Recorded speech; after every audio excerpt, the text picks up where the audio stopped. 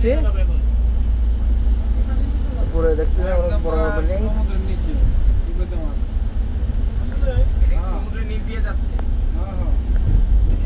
হ্যাঁ এই যে আমরা সমুদ্রের নিচ দিয়ে যাচ্ছি। বাইকটা বললো ফাইনালি আমরা সমুদ্রের নিচের টানেল দিয়ে যাচ্ছি। কর্ণফুলী টানেল। এই ভাই আপনি হংকং এ এসে কর্ণফুলী মনে ও করছেন? সরি এটা আসলে হংকং, আমি মনে করছিলাম যেটা হয়তো কর্ণফুলী টানেল। সমুদ্র দেখি বড় হইছে। এটা আসলে কর্ণফুলী টানেল না, আপনার চায়না লিখে দেখে বুঝবেন। এটা হচ্ছে হংকং।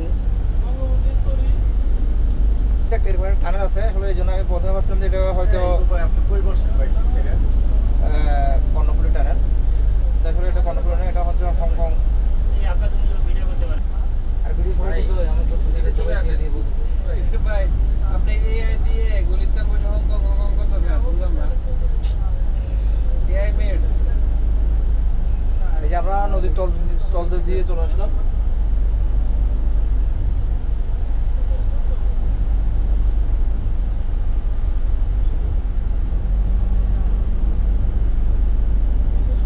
জুলি মেরি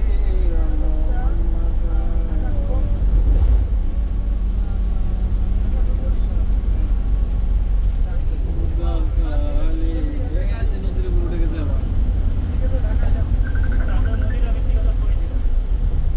সমুদ্র থেকে বের হয়ে গেলাম।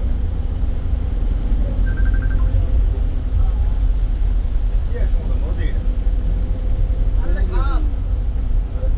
এটা খাল ভাই, নদী না। কিছুই আসিল না। এখন